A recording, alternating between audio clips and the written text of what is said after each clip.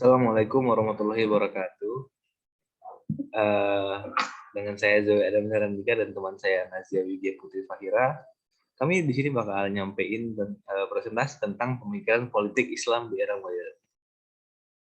Next slide.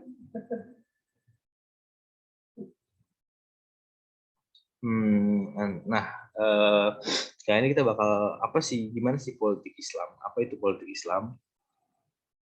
Next. Nah, politik Islam tuh pada abad ini dunia Islam berada pada kendali para penjajah dunia Barat.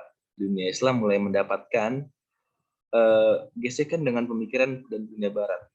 Politik dunia yang awalnya dikuasai oleh Islam selamat berabad-abad mulai dari dinasti Umayyah di Damaskus, Bani Abbasiyah di Baghdad, Bani Umayyah II di Spanyol, dinasti Safawi di Persia, Mughlal di India, hingga Kekhalifahan Turki Utsmani. Kebangkitan Eropa pasca kekalahan Turki Utsmani menambah rasa percaya diri dunia Barat. Islam menyebut politik dengan istilah siyasah, yang artinya mengatur segenap urusan umat. Maka Islam menekankan pentingnya siyasah. Bahkan Islam sangat mencela orang-orang yang nggak mau tahu tentang urusan agama Islam. Tapi jika siyasah diartikan sebagai orientasi kekuasaan, maka sesungguhnya Islam memandang kekuasaan hanya sebagai sarana menyempurnakan pengabdian kepada Allah. Tapi Islam hanya menjadi sarana dalam masalah kekuasaan. Next slide.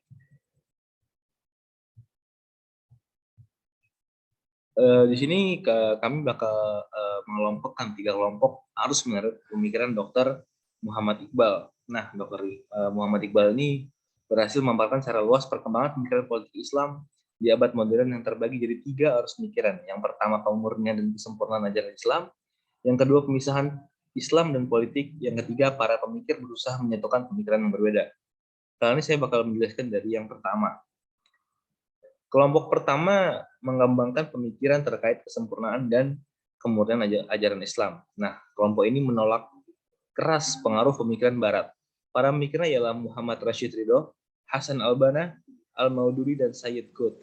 Mereka memandang Islam sebagai agama terbaik dan mengikuti Barat adalah sebuah kesalahan.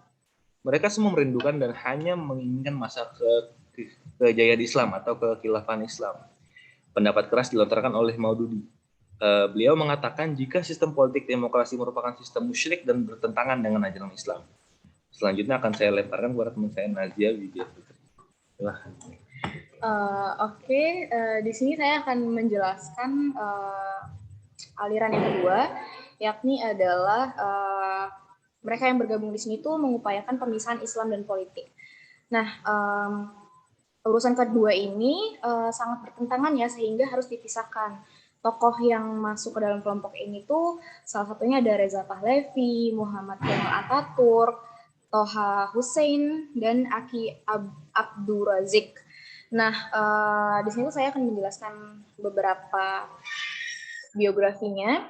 Jadi Reza dan Kemal ini merekonsiliasi nilai-nilai Islam ke dalam bentuk pemerintahan yang sekuler.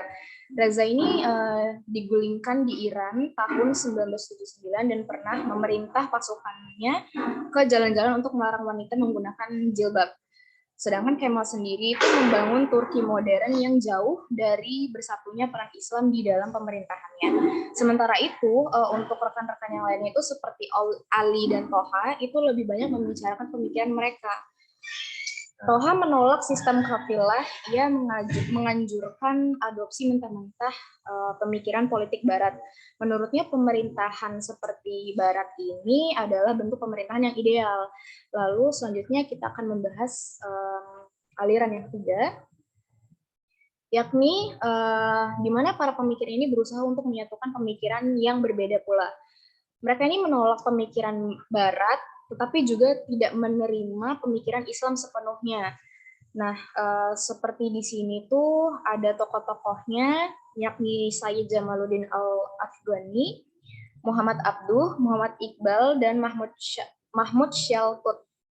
Mereka ini menerima demokrasi dan sosialisme, namun di dalamnya tetap terkait dengan nilai-nilai Islam. Mereka juga berusaha untuk merumuskan sistem pemerintahan Islam, dan pada pemikirannya mereka mengemukakan pentingnya musyawarah dan tidak menutup diri dari pemikiran yang berkembang jika memang tidak bertentangan dengan Islam. Ketiga kelompok ini, ketiganya kelompok yang ada memiliki pemikiran sendiri, mereka berargumentasi dan menghasilkan berbagai variasi perkembangan pemikiran politik Islam di abad modern. Sekian dari kami. Terima kasih sudah menonton video ini. Saya pamit undur diri. Wassalamualaikum warahmatullahi wabarakatuh. Terima kasih.